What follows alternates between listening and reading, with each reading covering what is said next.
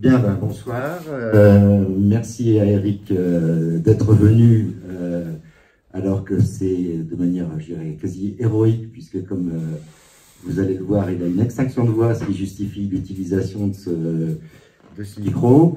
Pour introduire en 2 mots, je dirais que, je ne sais pas si c'est votre cas, mais j'ai bien rigolé hier soir en regardant l'intervention de Nicolas Dupont-Aignan à la télévision sur une chaîne du service public, si mes souvenirs sont bons, dont il a été obligé de partir après avoir dit à Patrick Cohen qu'il était un agent, je ne sais plus quel était le terme, non, un sireur de pompe du pouvoir et de Macron, ce qui correspond tout à fait à la réalité par ailleurs, et puis avoir fait remarquer que, en tout état de cause, il n'avait pas été invité depuis 2 ans sur le service public, alors qu'il avait quand même été candidat à l'élection présidentielle et passant les 5%. Donc ça, c'est un aspect de la question, c'est l'aspect service public. Concernant les raisons d'avoir envie de parler des médias, il y a bien sûr, en premier lieu pour nous, le traitement médiatique de l'affaire du mouvement des Gilets jaunes, en particulier par les chaînes style BFM, CNews et compagnie, qui, elles, pour le coup, sont les chaînes d'info en continu privé. Et puis, pour terminer, ce qui a été là, je dirais, l'élément déclencheur, c'est la perquisition chez Mediapart, c'est-à-dire la manière dont le pouvoir en tant que tel, aujourd'hui, exerce des pressions sur la presse. Donc, voilà, donc c'est pour aborder ce panel de questions qu'on a invité Eric, auquel je passe la parole tout de suite, donc qui est journaliste, auteur et réalisateur. Merci. Alors, ce qu'il faut comprendre quand on parle de médias aujourd'hui, c'est que il faut savoir qui les possède. On a la chance en France d'avoir un service public, mais tout le monde l'a pas. Il y a pas de pays où ça existe en Angleterre, par exemple, avec la BBC, qui est un service public qui est remarquable sur le plan de l'information, mais quand même qui obéit à ses commanditaires. Donc en France, on a la chance d'avoir Radio France, d'avoir France Télévisions, parce que sinon, sur le côté privé de l'information, 93% des médias privés sont possédés par 8 milliardaires, qui sont Patrick Drahi, qui est un évasier fiscal d'ailleurs, qui possède SFR, BFM, Libé, l'Express, etc. Bouygues, Bolloré, je ne vous fais pas le détail, hein, tout le monde le connaît, il suffit de lire tout ce qu'a écrit le rédacteur en chef, le directeur de la rédaction, Serge Alimi du Monde Diplomatique là-dessus, quand il a écrit Les Nouveaux Chiens de Garde, ça existait déjà. Donc nécessairement, il faut comprendre que le rapport de force est dans la main des gens qui possèdent les médias. Après, ça ne devrait pas être comme ça. Donc quand on dit qui sont les journalistes, il faut comprendre que effectivement, il y a un certain nombre de cire-pompes et Cohen en fait partie. C'est pas la question, c'est que la plupart des journalistes ne travaillent pas comme ça. La plupart des journalistes, c'est des gens qui aimeraient bien faire leur boulot honnêtement, de la manière la plus honnête possible. Après, ils ont des chefs. Et c'est ça le problème. Qu'est-ce que c'est qu'un chef? C'est quelqu'un qui obéit au propriétaire, qui en a le salaire qui va avec. Quand vous prenez n'importe quel hiérarque de la presse appartenant à 8 milliardaires privés, enfin 8 fortunes privées, c'est des gens qui habitent en général dans les quartiers centraux de Paris, qui le matin prennent une bagnole, un Uber, un chauffeur, un taxi, pour se rendre à Issy-les-Moulineaux, dans des endroits comme ça où sont les médias. Et quand on a un salaire de 6 à 7 000 euros par mois, voire plus, eh bien en général, on ne sait pas du tout ce qui se passe dans la vie. C'est-à-dire qu'on a des étudiants qui viennent le soir s'occuper de nos gamins. On n'a pas fait les courses dans un Franprix depuis des années. On n'a pas les mêmes problèmes que les gens, parce que quand on gagne 7 000 euros par mois, on n'a pas les mêmes problèmes que les gens. Ça, c'est les chefs. Alors du coup, quand le truc qu'on entend assez fréquemment, que moi j'ai entendu plein de fois dans les salles de rédaction, c'est d'entendre des gens dire « mais Coco, ça intéresse personne ». Tu comprends, la ménagère à Montauban, elle s'en fout. Ben ouais, sauf que le mec, la ménagère à Montauban, il l'a jamais vu. Donc du coup, alors c'est ces gens qui font des choix éditoriaux. C'est eux qui disent aux journalistes, il faut traiter ce sujet-là plutôt qu'un autre. Donc évidemment, il y a des gens qui le font avec plus ou moins de talent, parce qu'il y a encore des gens qui connaissent un peu leur métier. Tout le monde n'est pas aussi mauvais que Laurent Geoffrin. Laurent Geoffrin, sa particularité, c'est quand il passe de Télé 2, du Nouvel Obs à Libération, c'est-à-dire 4 fois dans sa carrière, à chaque fois, le Canard voit ses ventes chuter d'à peu près 15%. Le pire qui a été... il y en a eu qu'un qui était pire que lui, qui s'appelait Stéphane Moreau, qu'on appelait Moreau Journaux, et qui en a coulé un paquet comme ça. Bon, ça fait partie des boulets du métier, ça existe, hélas. Mais quand on pense à cette histoire de traitement des gilets jaunes, c'est ça qu'il faut comprendre. Parce qu'il faut aussi regarder comment les médias se font. Donc, quand vous regardez le fonctionnement de BFM, d'LCI, d'anciennement iTélé, CNews maintenant, de toutes les chaînes d'information continue françaises, parce que quand c'est CNN, c'est autre chose. Là, il y a des moyens. Ce qu'il faut comprendre, c'est que faire de la télé, ça coûte cher. Donc, quand vous avez le pauvre jeune journaliste, certains de mes anciens étudiants, par exemple, qui bossent là-dedans, on les envoie au casse-pipe, il faut un sujet d'une minute 30. Et ça coûte cher d'envoyer des gens sur le terrain. Il faut prendre des caméras, puis ça fait chier. Il vaut mieux avoir un Nolo, un Zemmour et 2 Vivian autour d'une table à raconter des conneries sur des sujets auxquels ils ne connaissent rien. Et résultat, tout ça, ça coûte que dalle. Alors quand vous voyez des gens sur le terrain qui font le reportage, ça coûte de l'argent. Résultat, les gens qui sont dans les manifs, ils voient des journalistes, ils se disent, tiens, le journaliste, il a l'air sympa. Mais ils peuvent pas. Ils voient le sujet, puis après, ils voient des éditorialistes pendant un certain temps qui racontent autre chose et de préférence n'importe quoi. Donc, le problème, c'est que pour être journaliste, il faut quand même avoir un minimum de compétences et surtout, il faut avoir un minimum de moyens. On ne peut pas faire ce travail quand on n'a pas les moyens de le faire, parce que ça engage la qualité. Or, quand on dit que les journalistes sont mauvais, c'est pas forcément qu'ils sont mauvais. Je reviendrai tout à l'heure sur la question des écoles de journalisme. C'est pas qu'ils sont mauvais, mais c'est qu'à un moment donné, ils n'ont pas les moyens de travailler. Or, pour faire du journalisme, il faut que ce soit dans la presse écrite, la radio ou la télé, il y a 3 genres nobles. Grosso modo, quand on commence sa carrière, on fait des brèves. Et faire des brèves, ça consiste à bâtonner de la dépêche. Donc on prend un truc pour l'AFP, on coupe le début, on coupe la fin, on rajoute des fautes d'orthographe pour que ça fasse vrai. Enfin, c'est pas très compliqué. Par contre, dès qu'il s'agit d'aborder les genres un peu nobles du journaliste, c'est-à-dire l'enquête, l'interview et le reportage, là, il faut être bien formé, il faut aller sur le terrain, il faut y rester, et il faut avoir de la place. Et ça coûte du pognon, parce que ça coûte des restos, des nuits d'hôtel, enfin, comme quand on envoie dans n'importe quelle boîte, quand on envoie des gens sur le terrain. Donc c'est vachement plus pratique d'avoir, encore une fois, les deux dont je parlais tout à l'heure, des moments où ils en changent, des moments où ils trouvent pire. Tout ça encadré par Rutel Krief, qui fait partie là aussi de la médiacratie ou de la médiocratie journalistique, quoi. Moi j'ai des copains qui étaient dans sa promo, franchement c'est pas génial. Donc après tout ça, c'est pas vraiment de la faute des journalistes. Alors, qu'il y ait des journalistes qui soient vraiment des caricatures de susboule, ça c'est vrai. Mais comme il y a des flics brutaux, comme il y a des juges corrompus, comme il y a, voilà, non, il y a des abrutis dans tous les métiers, il y en a chez les journalistes, mais enfin, c'est pas les journalistes qu'il faut accuser en règle générale, c'est plutôt les gens qui les emploient.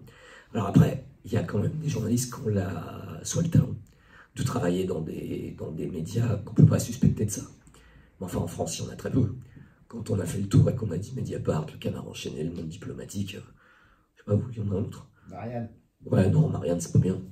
Marianne, c'est pas bien, Enfin, on va voir ce que va faire Polony, mais enfin, toi, quand un Canard était dirigé quasiment par Massé Scarron, Marianne, il y a encore l'ombre de Jean-François Kahn qui a fait quand même du mal jusqu'à la fin, en pleine affaire DSK. Jean-François Kahn vient sur un plateau de télé, c'est la dernière fois qu'ils l'ont mis. Et on lui dit alors que Jean-François Kahn, cette affaire DSK, et il dit putain, faites chier si on peut plus trousser la bonne. Donc ils l'ont viré, ils l'ont plus réinvité à la télé parce que c'est un peu comme le vieil oncle qui pince les fesses de la mariée, on peut plus la réinviter, quoi. Mais enfin, voilà, on va voir ce que fait Polony, encore une fois, je ne préjuge pas de. C'est une nana qui a du talent, peut-être que ça va revenir. Mais enfin, de toute façon, c'est une forme qui est un peu morte parce qu'ici, il y a les genres. C'est-à-dire qu'on est passé maintenant on est loin de l'époque où Marshall McLuhan parlait des masses médias. Mais j'ai envie de dire que maintenant qu'on en est passé aux social media, c'est pire. Parce qu'au moins, il y avait une pression sur les masses médias pour qu'ils fassent à peu près leur boulot. Quand vous regardez un canard comme le New York Times, qui est quand même la parole alors pas de la classe dominante, mais enfin, ça remet pas énormément de choses en cause. C'est quand même une rédaction qui, en faisant correctement son travail, arrive à avoir embauché cette année son 1600e journaliste. C'est une réaction, il y a 1600 journalistes. Et surtout, où les 2 tiers des revenus viennent de ce que payent les lecteurs et pas de la publicité. Et ça, c'est important. Un bon journal, il faut que les 2 tiers de ses revenus viennent de ses lecteurs et pas de la publicité. Parce que sinon, ça veut dire qu'il y a plein de choses sur lesquelles on ne peut pas enquêter. Si vous ne pouvez pas enquêter sur ce que déclare M. Meliez aux impôts, parce que vous avez des publicités d'Auchan et de Decathlon, ben vous ne pouvez pas faire d'enquête. Si la raison pour laquelle c'est jamais un journal de santé qui va sortir l'affaire du Mediator, c'est parce que les labos pharmaceutiques payent 90% de la publicité des mensuels de santé, comme Santé Magazine, comme trucs comme ça. Donc ça fait des canards c'est des canards qui parlent de régime, mais qui n'enquêtent pas sur la santé, ils ne peuvent pas faire leur boulot. Donc encore une fois, dans le journalisme, tout reste à réinventer. Alors, pourquoi tout reste à réinventer? Parce que maintenant, depuis quelques mois, quelques années, on commence à avoir quelques loupiades s'allumer au fond du tunnel. Parce qu'on a compris que la fin du gratuit, c'était maintenant quelque chose qui était acté. D'ailleurs, on ne peut pas faire des canards gratuits, parce que quand c'est la publicité qui paye les salaires des gens, ils ne peuvent pas aller enquêter. Or, on n'est pas là pour faire des pubs, des reportages, on est là pour raconter aux gens ce qui se passe et pour leur expliquer comment. C'est pour ça qu'il faut non seulement que les journalistes aillent chercher l'info, mais qu'ils soient capables de l'analyser. Je reviendrai encore une fois sur la question des écoles de journalisme. Mais il y a quand même une question impérative de qualité. Or, à partir de le temps gratuit, ça c'est impossible. Parce que qui dit gratuit dit pas de moyens, dit des formats extrêmement courts, donc on ne peut pas travailler de cette manière-là. Donc moi je me rappelle qu'à l'époque, où dans les années 90, où on voyait les gens de l'IB, etc., dire ouais, mais on s'en fout, faites Internet, c'est pas grave, ce sera financé par la pub, de toute façon c'est pas ça notre cœur de métier. Et puis un jour les gens majoritairement ont commencé à lire la presse en ligne et elle était gratuite. Donc évidemment, comme avaient dit les gens du Canard enchaîné, qui eux étaient plus malins et se sont jamais fait avoir, eux ils ont dit on vend notre canard à 1,20 €, on va pas le donner parce que sinon on pourra plus sortir. Donc évidemment eux sur Internet ils sont jamais sortis. Mais même en payant. Donc un jour ils sont obligés de le faire. Mais eux, ils sont arrivés à conserver leur indépendance éditoriale. Parce qu'on dit souvent que l'argent c'est le nerf de la guerre, mais dans la presse c'est la condition de la liberté d'expression. Ils sont actionnaires, peut-être. Et ils sont actionnaires eux-mêmes de leur boîte, ouais. Mais à la limite, tu vois, Charlie Hebdo par exemple, c'était une scope, on a bien vu à un moment donné qui détenait un certain nombre de parts de la scope. Le Canard enchaîné, c'est pas un exemple en soi. C'est des mecs qui ont des looks de flics et des méthodes de flics, qui travaillent aux enveloppes et à la balance. Non, parce que c'est bien que ça existe. Il vaut mieux que le Canard enchaîné existe, parce que sinon, Fillon, ça peut être président de la République. Je dis pas que celui qui est actuellement est bien, mais enfin, là, c'était quand même obscène, quoi. Voilà. Alors, je me fais un conducteur, je regarde un peu ce que je veux dire. Ouais, voilà.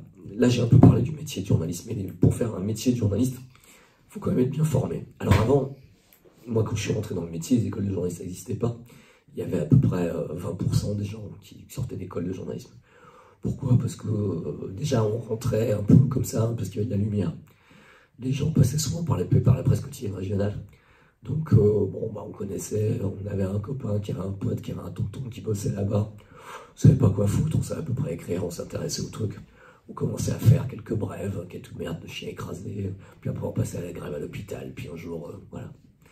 Genre on était dans le Canard, quoi. Puis après la presse quotidienne régionale, c'est un peu chiant, quoi, parce que c'est un peu toujours pareil. Puis dès qu'on peut parler de politique, on a beaucoup de pression. Parce que quand vous avez le siège du Canard, en général, en face de vous, il y a la mairie, à droite il y a le commissariat, à gauche il y a le tribunal, puis il y a la caserne des pompiers, la gendarmerie, puis c'est comme ça qu'on tient les infos, donc on va pas se fâcher avec les sources. Et puis dès que vous allez dans la brasserie qui est en face de la mairie, tout le monde vous voit, donc pour aller interviewer ses sources, c'est un peu la merde. Donc au bout d'un moment, le jeune journaliste qui a compris ça, il se barre, il essaye de, tel le Rastignac balsacien, d'aller faire du journalisme dans la capitale. Et puis là, les emmerdes commencent parce qu'il s'aperçoit que c'est exactement pareil que là où il était, mais en plus grand. C'est-à-dire que, alors, évidemment, c'est plus la brasserie en face de la mairie. C'est le premier étage du Café du Fleur à 6 h du matin, où on voit Julien Drey avec Jean-François Kahn, par exemple. On le voit moins, Julien Drey, tant mieux. Mais enfin, après, il y a le midi à la Closerie des Lilas. Ça, c'est un autre truc. On voyait Philippe Solers, il y a beaucoup de gens, mais il y a toujours beaucoup de journalistes. Puis le soir, il y a la brasserie libre. Alors tout ça, c'est le boulevard du Montparnasse, c'est pour Poitou, au même endroit. C'est une espèce de consanguinité géographique dans les médias qui n'a jamais cessé d'exister. Mais voilà, c'est un peu pareil. Donc les gens qui étaient un peu autodidactes avaient quand même la chance eux-mêmes d'avoir côtoyé certains journalistes qui leur avaient appris, disons, le métier. Alors on pouvait travailler avec des gens de François, on pouvait aussi travailler avec des gens d'Actuel, Mais bon, ça se transmettait un peu comme ça. Puis après, la mode est arrivée aux écoles. Donc moi, je crache pas dessus parce que je travaille dedans, j'enseigne dans une école de journalisme. C'est pas plus mal. Après... CFPJ? Non, je suis dans une école qui est un bon deuxième couteau, mais qui n'est pas une école reconnue. Non, moi, j'aime pas travailler dans les écoles reconnues parce que là, en termes de formatage, c'est ce qu'il y a de pire. Là, c'est là qu'on forme de gens. Bon, le bouquin de Ruffin pour ça est pas mal, hein, les soldats du journalisme. En même temps, moi, je forme des gens qui sont pas qui seront pas forcément des chefs. Certains le deviendront, mais c'est surtout des gens qui font honnêtement leur boulot parce qu'ils démarrent dans les couches intermédiaires du métier. C'est-à-dire qu'eux ne sortent pas d'une école où on leur dira bon, tu seras chef un jour. Donc, quand on forme bien les gens et que il y a une hiérarchie normale, disons que ça permet de préserver le métier. Ensuite, qu'est-ce que je voulais parler? Je voulais parler d'un exemple en particulier qui sont les journalistes économiques. En général, ceux-là, on les recrute parce qu'ils ont fait des études d'éco. Et il faut voir que les études d'éco, depuis les années 70, depuis Milton Friedman, on a dégagé tout ce qui n'était pas libéral des facs d'économie. Donc, moi j'en ai quelques-uns comme ça, les anciens étudiants, ils sont sympas, hein. Mais ils ont fait une licence d'économie, donc on leur a appris à penser en rond dans le truc de l'économie libérale classique, et ils ne comprennent même pas qu'on puisse travailler autrement. Donc ils lisent Piketty, ils lisent les économistes atterrés, mais au bout d'un moment, ils n'arrivent pas à le pratiquer, parce que c'est pas inscrit dans le dogme de ce qu'ils apprennent. Et l'économie, c'est ce qu'il y a de pire. Or, pour nous, c'est extrêmement emmerdant, parce que ça veut dire que trouver des journalistes qui sont compétents en économie et qui sont capables d'en parler d'une manière un peu alternative, à part alternative économique, il n'y en a pas. Et ça, c'est vrai que c'est un journal qu'il faut lire, parce que ça permet de se cultiver en économie, ça permet de comprendre de quoi ça parle, sans avoir la messe libérale qu'on arrive à lire dans les échos, dans les pages secondes du Figaro, dans Le Monde, même dans l'IB, où c'est pas toujours pareil.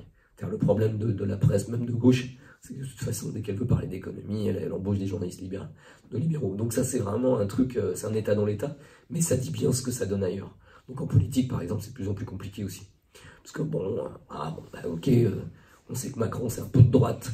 Enfin, grosso modo, si vous voulez pas être dans les extrêmes, comme ils disent, hein, c'est-à-dire chez Le Pen ou chez Mélenchon, même si ça n'a rien à voir, même si c'est nier l'histoire du PC, même si c'est nier toute l'histoire, d'ailleurs toute l'histoire avec un orange, ça permet de dire, ouais, mais donc, alors bon, si on n'est pas, grosso modo, un bolchevique avec le couteau entre les dents, ou qu'on n'est pas un trois quarts de Mussolini, de toute façon, on vaut bien être chez Macron, parce que sinon, après, il n'y a rien. Et c'est vrai que comme il a siphonné tous les trucs d'à côté, le PS, les Républicains, tous ces mecs qui se retrouvent, après avoir été à 25%, qui se retrouvent là, péniblement à 600, parce que c'est ça que ça va être aux européennes.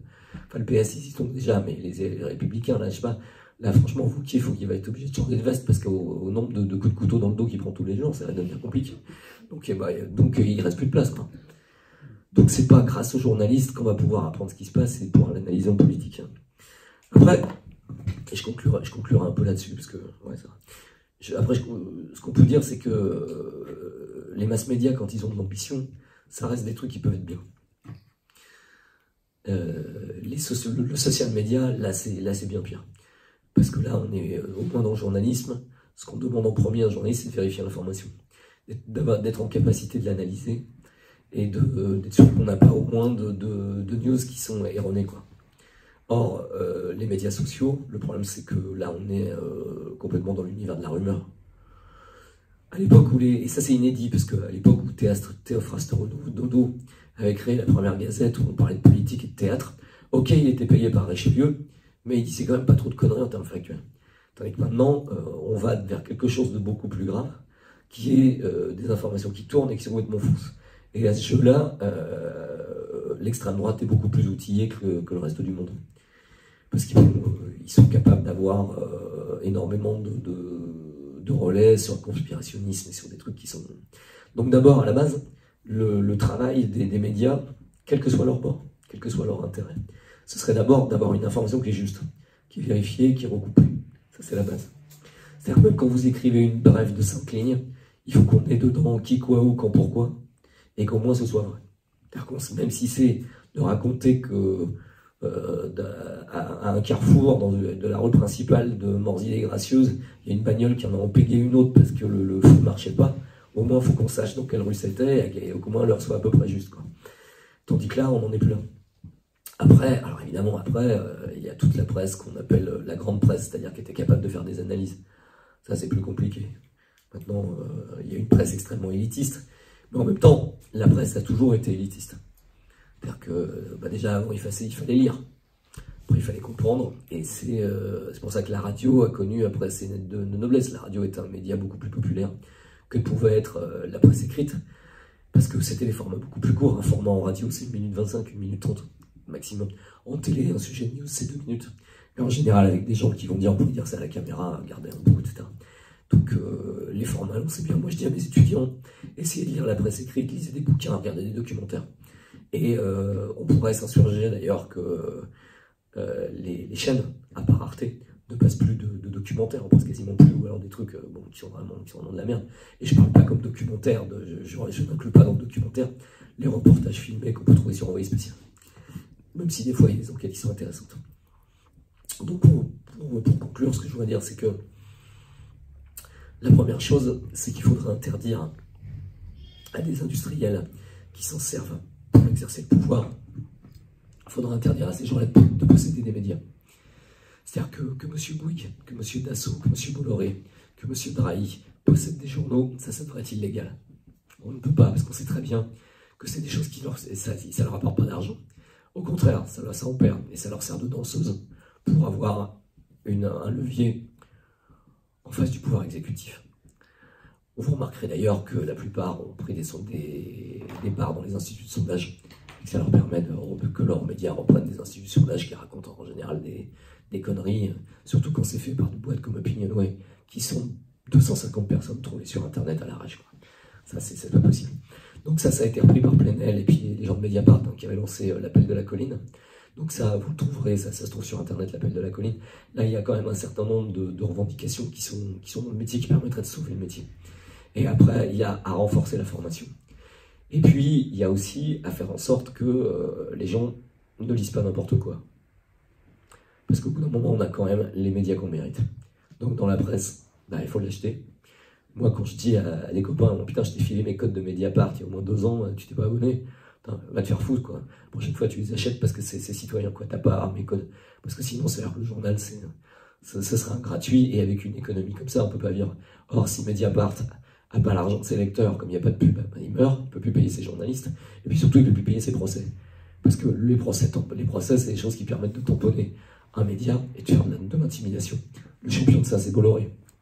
Parce qu'au bout d'un moment, même si on est acquitté, même s'il se retire du procès la veille, de toute façon, il faut quand même payer les frais d'avocat, et ça coûte cher. Donc Mediapart, il faut l'acheter, il faut s'abonner, parce que ça permet, même si on trouve que le journal n'est pas génial, ça permet de soutenir le fait qu'il y ait une presse indépendante qui existe. Et puis, à un moment donné, quand on regarde la télé, et qu'on sait qu'on subit des mesures d'audience, on peut accepter d'ailleurs d'avoir les boîtiers chez soi, il faut regarder Arte sans arrêt. Ou alors regarder un certain nombre d'émissions qui sont pas mal, regarder Élise Lucet par exemple, et parce que c'est en fonction des annonces, et les annonceurs, je veux dire, ne raisonnent qu'en fonction de l'audience. Un mec comme Patrick Lelay, qui était l'ancien patron de TF1, qui disait moi, mon travail, c'est de vendre du temps de cerveau disponible à Coca-Cola.